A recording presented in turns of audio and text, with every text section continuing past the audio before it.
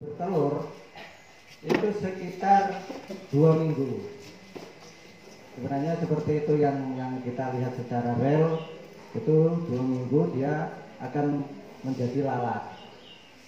Nah, setelah menjadi lalat, dia cuma bertahan cuma 8 hari aja. Jadi selama 8 hari itu dia tidak makan, tidak minum, tetapi dia memproduksi suatu telur. Nah, nanti bisa kita lihat bagaimana mereka bertelur. Dan lalat ini dia tidak mau bertelur di sembarang tempat. Dia harus dibuatkan tempat yang di celah-celahnya. Setelah bertelur, kita berbicara tentang siklusnya nanti apa manfaatnya. Nah, setelah bertelur, dia akan mati. Jadi setelah bertelur, lalat biasa ini akan mati. Kemudian telur itu akan menetas setelah 2-3 hari. Dia menetas sebagai baby maggot. Kemudian siklus 2 minggunya adalah pembesaran. Nah, seperti ini sudah mulai pembesaran ini. Nanti bisa kita lihat di sana bagaimana dia sistem pembesarannya. Dia menggunakan biofilm ini, menggunakan biofilm. Setelah 2 minggu dia akan mengalami kembali lagi rebuka. Buka dulu, rebuka dulu baru dia buka, dan kembali selalu berputar siklusnya seperti itu. Nah, pertanyaannya apa yang bisa kita ambil dari siklus tentang maggot BASF ini?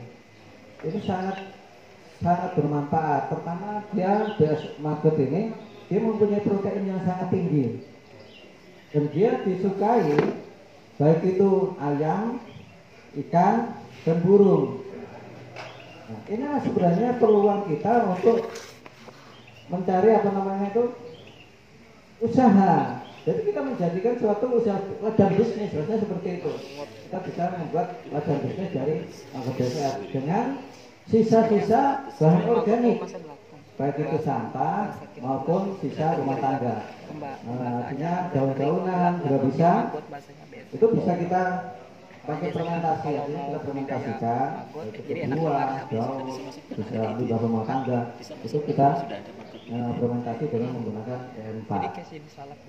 Bisa kita gunakan langsung, tetapi dia akan sebelum dia terurai, dia ada baunya. Sebenarnya perlakuan yang sebenarnya sebelum dimasukkan di dalam dikasihkan makan kepada maggot ini, difermentasi dulu sebenarnya. Itu untuk menghindari daripada bau kalau dia di skala rumah tangga. Jadi kalau kita di tempat yang agak luas dari tetangga itu gak masalah gitu ya.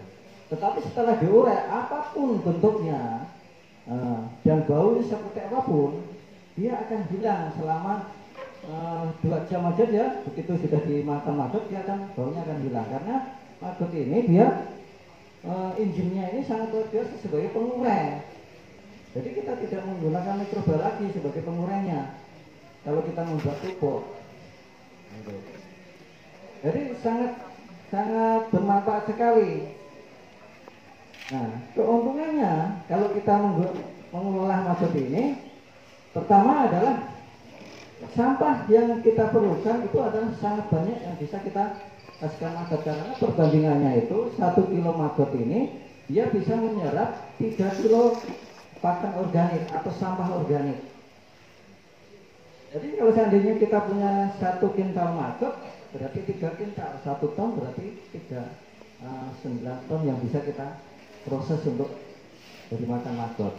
Dan ini di daerah Jawa ini sudah banyak yang mempunyai ini. Bahkan ada yang per hari itu 1 ton tanam maggot ini. Dia sudah jadi orang yang banyak uang kalau sudah sampai segitu. 1 kintal aja per hari itu sudah luar biasa, artinya kita bisa mendapatkan hasil ini. Memang kalau kita berbicara maggot ini kita jual, harganya mungkin terlalu murah gitu lah. Tetapi bagaimana kita supaya mendapatkan nilai yang banyak atau mendapatkan keuntungan banyak, kita berputar kembali maggot ini sebagai pakan ayam telur. Ayam petelur, ayam potong.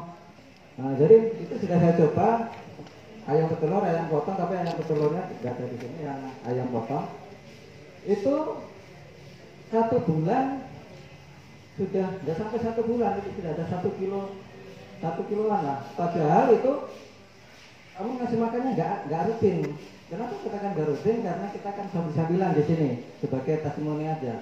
Seandainya itu memang dikelola dengan benar, artinya dengan sesuai dengan kebutuhan pakannya yang 24 jam dia makan, pastilah dia akan mendapatkan hasil yang lebih daripada menggunakan BR. Tetapi tidak bisa semuanya 100% maggot, tetap ada BR sebagai penunjang karbohidratnya, tetap harus ada, walaupun tidak banyak. Itulah keuntungan-keuntungan yang bisa kita dapatkan dari maggot ini. Terus sisa organik ini yang dimakan maggot ini tadi, sampah organik ini, dia akan menghasilkan kasgotnya. Kasgot itu bekas sisa makanan maggot, namanya kasgot. Itu kalau untuk pupuk kita nggak perlu lagi menambah mikroba. Nah, dengan kasgot itu aja, itu sudah hasilnya lebih bagus daripada pupuk-pupuk yang lainnya. Itu bisa diuji atau bisa dicoba. Karena itu kami sudah mencoba, ternyata memang sisa makanan maggot ini bagus, lebih bagus. Dan dia organik, tidak ada campuran kimia. Itu untuk maggot seperti itu, sisa makanannya itu. Jadi sangat menguntungkan sebenarnya kalau kita ada kesadaran di dalam setiap rumah tangga itu mempunyai 1 biopon aja. 1 biopon aja, setelah sisa-sisa memasakkan atau makanan atau sayuran di dapur masuk di situ, maggotnya bisa kita kasihkan untuk peliharaan kita, baik yang punya hobi ikan hias, ikan konsumsi, ayam. Ini sangat luar biasa, artinya sangat membantu. Kalau kita lihat dari pakan yang sudah ada itu harganya kan cukup mahal. Tapi dengan menggunakan sisa makanan ini menjadi makanan ikan, dengan menggunakan telur BSF akan lebih menguntungkan. Itu kalau kita lihat dari sini. Nah, terus banyak lagi yang bisa kita peroleh dari produk maggot ini lagi. Nah, bisa kita pakai atau kita sangrai ya, kita keringkan. Itu bisa kita untuk burung bisa, untuk ayam ikan hias juga bisa. Bisa kita cetak menjadi suatu pelet pakan ikan yang tidak prasarinya, yang sudah ada campuran yang lengkap. Itu bisa. Nanti ada contoh sampel yang bisa kita lihat nanti seperti apa setelah kita jadikan pakan sejenis pabrikan seperti itu, sehingga bisa disimpan dengan durasi waktu yang lama. Kalau yang masih seperti ini kan ini fresh ini, begitu kita ambil langsung kita kasih makan gitu aja. Tetapi kalau seandainya kita berlebihan, itu bisa kita keringkan dengan kita sangrai atau kita open, itu bisa. Bisa juga nanti dibuat minyak maggot. Itu akan lebih bagus, artinya harganya nilainya semakin tinggi. Itu ada. Jadi kalau kita lihat dari sini, ini ada apa namanya keterangannya, manfaat ternak maggot kan. Kita baca bersama, artinya di sini ada cukup bagi kita untuk memulai awal. Sama-sama kita punya kewajiban atau punya tanggung jawab sebagai warga atau sebagai peran kita untuk sama-sama mengolah sampah agar sampah di sekitar kita menjadi lebih bisa terkelola dan bermanfaat bagi kita semua. Merasa ya penjelasan untuk maggot ini sampai di sini. Kalau memang ada pertanyaan atau kita sharing, silakan ditanyakan. Nanti kita lihat seperti apa realnya dalam mengelola maggot itu, apakah perlu biaya seberapa banyaknya atau dengan bahan yang modal yang sedikit ternyata bisa, karena ini tidak terlalu banyak mengeluarkan biaya. Oke. Silahkan. Baik, terima kasih Pak Supri atas penjelasannya. Bapak dan Ibu, teman-teman sekalian, bagaimana kalau kita tur pengolahan motor? Jadi kita dari sana dulu Pak Supri, terserah mau dari kandang magotnya dulu. Intinya kita menjalankan siklus tadi Pak Supri. Silakan Pak Supri. Nanti baru ke sini, misalkan mau yang pencegahan pengomposan, kemudian misalnya proses ke sini, nanti silakanlah di dekat. Jadi kita tur gitu. Jadi Bapak Ibu, kita beranjak sebentar dari Bapak Ibu, kita ke arah pengolahan sapau tadi dengan cara menggunakan apot atau BSF, Black Soldier Fly. Silakan Bapak. Nanti Bapak bisa nanti dibawa mic-nya.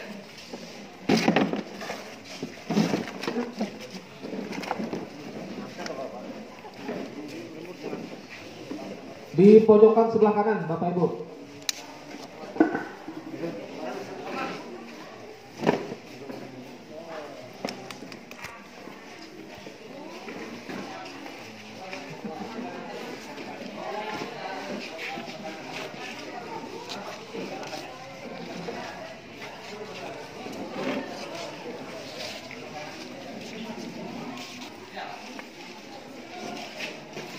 Kotoran hewan bukan ya? Iya. Oh kotoran hewan. Kayak kambing loh. Iya. Tapi kayak lain. Iya makanya. Kayak dicetak kayak itu. Pak Supri sambil ngomong Pak Supri.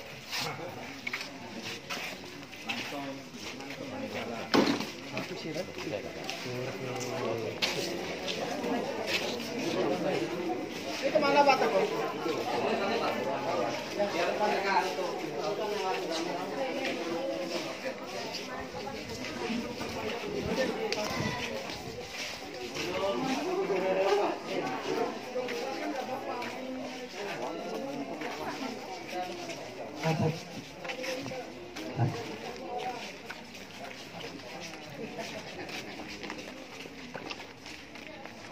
Proses pertama ya, ini adalah telurnya. Ini telurnya. Telur. Ya itu. Jadi prosesnya dari sini dulu. Telur ini kita ada dua cara, yaitu dengan beli telurnya atau rebukannya seperti ini. Ini modal awalnya.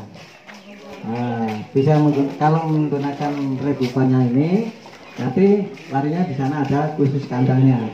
Jadi ini akan bertelur selama menetas telur ini selama hari atau 3 hari.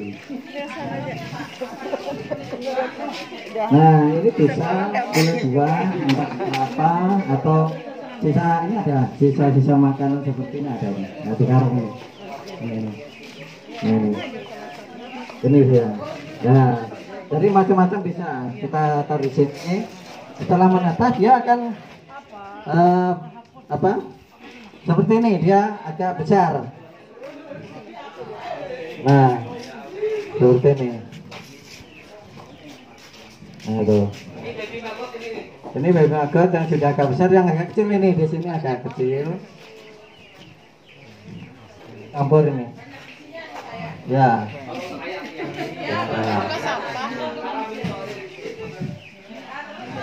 Ya. Kalau kroto ini kan di pohon biasanya, atau kita membuat tempat seperti botol-botol kan. Ya, kalau kroto.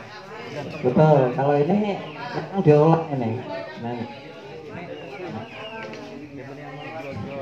Nanti kalau dia ini sudah usia yang 18 hari, dia seperti ini, dia akan memisahkan diri.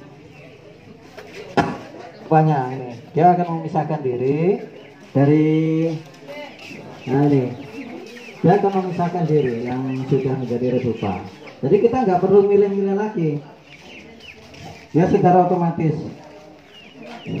Ya, dia naik seperti itu baru tidak.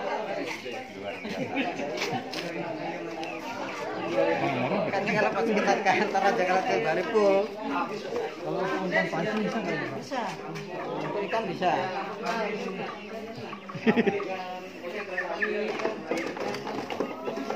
Berhamburan ke bawah. Jatuh ya. Kurang halunya aja ini. Oh. Yang ke bawah itu nanti kan bisa diambil lagi. Iya.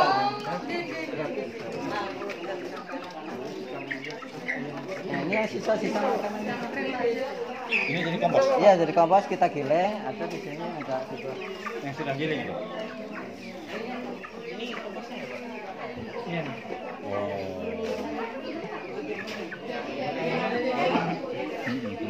Ini berapa Pak? Itu 10.000.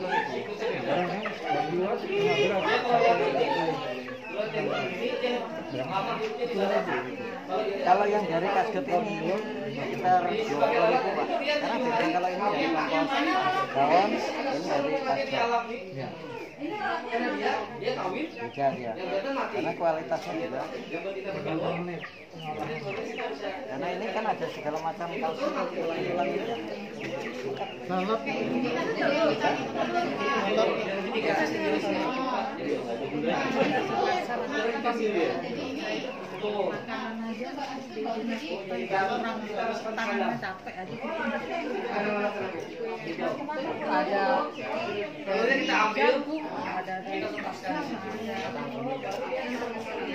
Bisa seperti gini disebutnya. Tapi sampai kita di bawahnya.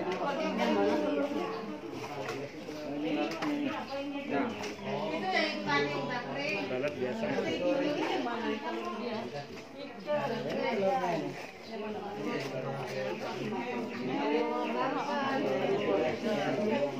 Kalau yang nggak duit lah. Kalau mau steril, ini proses awalnya masalahnya secara kecil aja. Sisa sayur sendiri yang di rumah, jangan diambil dari sampah orang. Punya sendiri. Kan bibitnya ini kan kita ibaratnya nih, bangkotnya kan bisa segini lah. Ini segini aja cukup. Tapi saya secara kecil kan mau coba di sini ibaratnya. Kecil, cukup aja di sini kan. Tapi sudah gede-gede.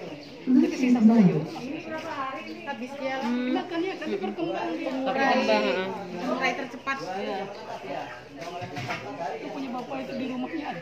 Kami itu di rumahnya. Suami sendiri dia pelihara ini. Pelihara lagi di rumah ikan segala tempat ini. Nah ini. Ini kan kalau kita lihat dari ini kan campur kan, ada ini, jadi kita jadi jedak lagi ini. Ya kan? Ada dua keuntungan. Dan nanti yang seperti ini harus kita kombinasi. Halamannya luas kan? Ya, keuntungannya banyak sekali itu. Halaman rumah kita punya tanah Jadi luas. namanya pakan murah dari sampah ya seperti ini. Beda makanya Bu. Kalau nggak terbiasa ya lumayan nih. Tapi kalau sudah biasa nggak apa-apa. Kalau ini masih edukasi artinya untuk pembelajaran. Artinya untuk teman-teman yang mau belajar dipersilakan aja. Ini mudah ya. Dia imigrasi sendiri. Coba kita lihat lalatnya. Kita lihat alatnya di sana. Lihat alat. Di sebelah. Kita lihat alat. Sebelum lalatnya mati. Ini Bu pohon busuk nih Bu, tinggal ditaruh ke situ. Ini biasanya ini. Dari daun. Sama dijual apa? Ya dijual. Man, angkat tadi Man. Orman. Andi. Mic-nya. Oh iya.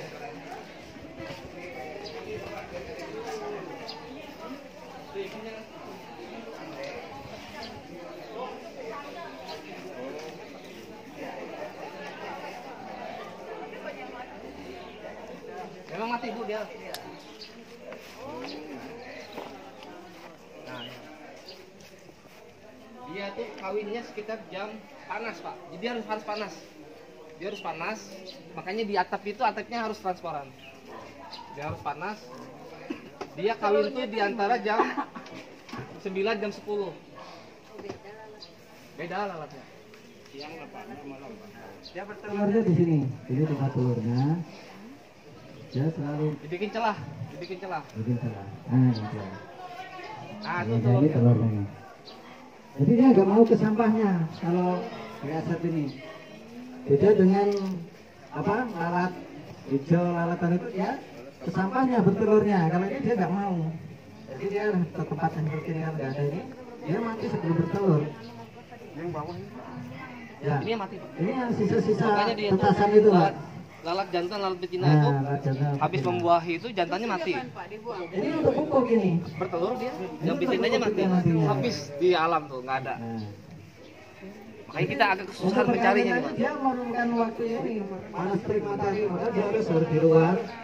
Saya pelihara, jadi kami sering ada komunitas. Saya di rumah pakai ini. Saya Aturan, punya kandang juga. ya. Untuk Jadi yang mana yang nggak ada kami supply. Lalatnya dapat dari mana, Pak? Lalat di dalam ada, Bu. Bener, ibu cari di kandang-kandang sapi, di pancing-pancing, di pancing-pancing itu. Iya. Enggak, kita ambil telurnya aja, Bu. Pancing itu dengan cara itu. Nah, seperti ini kalau kita mau mancing, Nah, di bawah atau di Pak Supri jelaskan yang di alam. Yang di dalam. Di alam. Ya. Caranya mancing di alam, Pak Supri. Saya tunggu Mas. Jadi kalau ini tadi umpamanya kita nggak beli, kita mau mancing di alam, kita cari membuat apa namanya itu, Cari lokasinya Pak Supri. Lokasi dulu. lokasi yang kita cari adalah di sekitar kandang. Apa itu kandang ayam maupun kandang apa, sekitar kandang lah.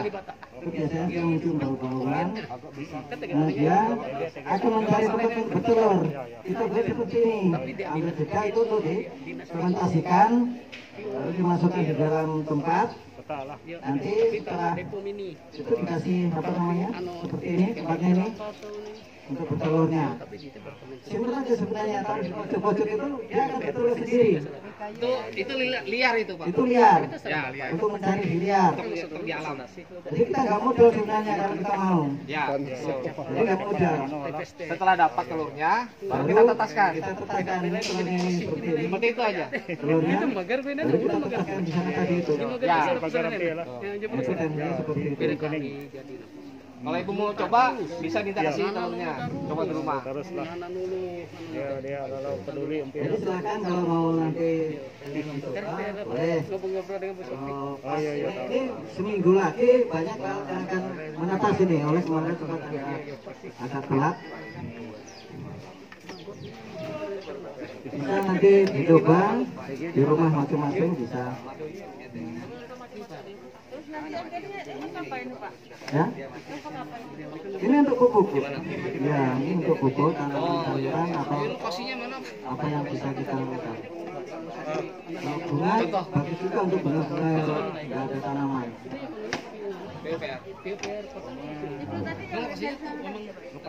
Ya, yang dari sana tadi kan tadi dia hidup, dia menjadi kepompong ini. Ini jadi kepompong, dia menetas jadi lalat lagi ya. Seperti itu. Kecil seperti itu. Kalau kita lihat kan ini kayak tawon ini, ya nggak akan menyengat. Ya. Jadi bukan apa belakang ya, beda. Belakang dengan biasa. Beda sangat beda.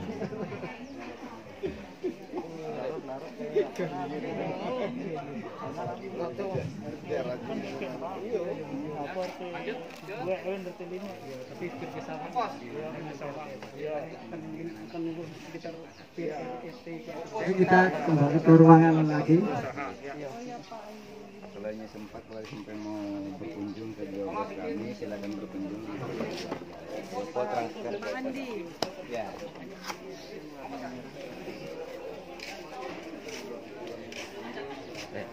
Kompos organik. Padahal kalau kita lihat, kita teliti secara yang sebenarnya dia bukan organik. Kenapa katakan bukan organik? Karena dia masih menggunakan bahan kimia. Nah, banyak kompos organik itu masih menggunakan bahan kimia. Karena masih dicampur dengan urea, SPR, yang lain-lainnya kan. Nah, termasuk kotoran ayam. Kotoran ayam itu ada kimia juga. Karena dihasilkan dari pakan itu tadi. Justru itulah sebenarnya yang memang kalau kita untuk pola hidup sehat, memang kita coba untuk menghindari itu. Nah, saya coba di sini sama teman-teman biasa pengomposan ini setengah bulan sampai 1 bulan baru jadi kan gitu.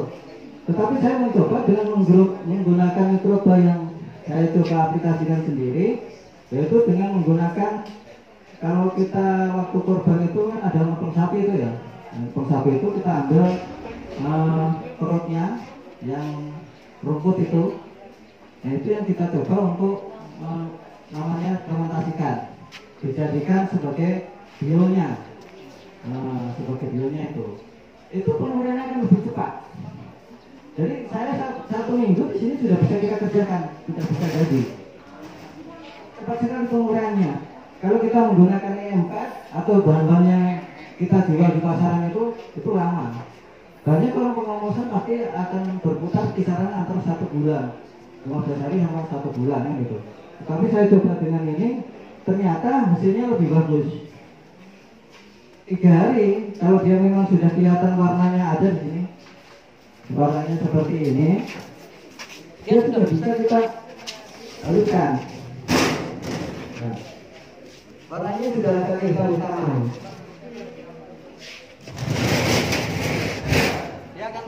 Dia akan cepat. Ya kan? Nah, tuh. Dia akan cepat. Dia permukaannya itu lebih cepat. Apalagi kalau kita pengerjaannya itu kita haluskan. Ini kan masang nih. Dari kita masang kita masuk di sini. Kali ini kita giling dulu, baru kita kasih mencoba akan lebih cepat pengurayannya. Dan biasanya orang berpatokan gini, ukurannya berapa Pak gitu. Kalau kita menganalisisnya gini, mikroba itu bukan suatu obat ya. Kalau obat itu kan semakin banyak dosisnya ini berbahaya kan gitu. Tapi kalau mikroba, semakin banyak mikroba yang kita pakai, semakin cepat dalam penguraiannya. Itu perbedaannya di situ. Memang kalau secara akademisnya ada aturan-aturannya. Jadi ini sekian gitu. Itu minimal sebenarnya, dalam pengetahuannya minimal. Tetapi secara teknis atau secara kerja daripada mikroba itu, semakin banyak mikroba maka semakin cepat dalam penguraian bahan baku organik ini. Nah, jadi silakan teman-teman kalau mau mencoba, buat aktivator sendiri atau mikroba sendiri. Dengan itu dia 1 bulan nah dia simpan kotoran yang dari sapi itu tadi yang masih hijau itu ya. Banyak yang tadi masih hijau itu kita ambil, lalu kita kasih melase, kalau nggak ada melase belum merah Pak. Nah, melase ini jenisnya seperti ini. Ini melase ini bukan kaca tebu ya, tapi memang bahannya dari tebu.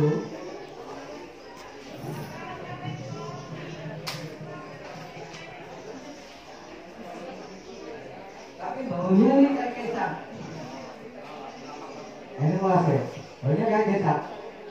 Jadi banyak kan ada yang belum paham ini melase itu pikirannya kaca tebu dari waktu yang kita peras seperti di jalan itu kan. Itu yang bikinnya, bukan seperti itu. Ini biasa sisa untuk pabrik ya. Di jual di mana kan di shop-shop itu kan, sudah kita pesan. Ini harus bisa kerjanya. Jadi semakin banyak mikroba yang kita pakai, semakin cepat dalam penguraiannya. Nah, seperti itu sistemnya. Dan kalau kita menggunakan organik murni, kita menggunakan itu tadi, sisa itu tadi. Atau kalau memang nggak ada itu, kita menggunakan nasi yang sudah basi, kasih molase. Itu kalau memang nggak ada cara lain, itu lebih bagus juga nasi yang sudah sisa itu. Daripada kita menggunakan bahan-bahan seperti yang satu ini, kita kan pasti ada benihnya ini, kita nggak tahu apa yang ada di dalamnya. Tapi kalau kita mau pola hidup sehat, artinya kita memburu bahasa itu, kemudian jadi tidak. Kalau untuk sendiri.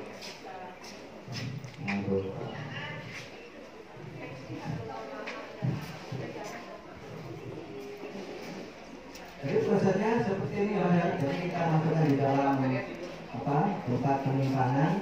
Ini kita terbuka karena pemotong yang terbuka itu akan lebih baik dibandingkan yang tertutup air. Itu lebih bagus. Ya, kalau menurut pengetahuan saya lebih bagus yang terbuka. Kalau yang tertutup itu gini, ketika sudah jadi kompos, dia nanti dikasih kumpul di tanaman itu, dia akan keluar gas metannya. menguap. Nah itulah yang membuat tanaman itu bisa layu. Beda kalau kita yang terbuka tidak. Ya gasnya sudah keluar duluan. Itu kelebihannya kalau saya seperti itu yang sudah saya coba untuk kita lakukan seperti itu. Hasilnya kita nggak ragu. Tapi kalau yang air bentuk-bentuk itu kita tanam di tanaman atau di bunga, nah layu. Karena apa? Jadi keluar dari tanaman. Iya, itu nanti subur, tapi prosesnya kecuali kita agak jauh dari yang mana, dari batang pohonnya itu. Karena kalau kita terlalu dekat, itu berisiko. Tapi kalau kita pengolahannya dengan cara yang terbuka seperti ini, dikarungi seperti ini, dikasih mikroba, itu akan aman dari tanaman. Biasanya ya seperti ini kita catat di sana, mungkin setelah kita pindah, lalu kita ambil yang lainnya, itu sudah bisa kita pakai. Jadi kita nggak perlu waktu lama lagi gitu, kita bolak-balik gitu. Itu kelebihannya kalau kita menggunakan mikroba yang kita sendiri. Kalau pakai yang pakai ini, tidak sekali kita berputar balik karena dia bekerjanya lambat. Bekerjanya lambat. Bagus, itu dia lambat. Karena mikroba yang ada ini dari konsulen serang yang gitu. Tapi kalau yang sudah saya lakukan sama teman-teman di sini, dia 1 bulan lah baru kelihatan sudah dilakukan. Mereka ada pertanyaan yang lainnya? Itu benar ya. Ternyata ini ada yang bisa kita sampaikan untuk pengetahuan kita, untuk modal kita di rumah. Jadi bisa disamakan itu sayuran, bisa dimasukkan ke dalam bak, kita kasih ayam 4 atau sisa nasi aja. Kalau memang nggak ada yang lainnya, ya karena kasih sisa nasi aja, kita tutup, kelihatan bekerja dengan sendiri. Itu yang paling simpel. Dikasih gula, nasi itu dikasih gula, dia akan menjadi karena nasi itu mikroba juga yang itu bagus untuk tanaman. Itu salah satu kita menanggulangi atau mengurangi dari sampah supaya kita tidak terbuang. Itu ada yang bisa kita sampaikan. Kita kembali ke tempat.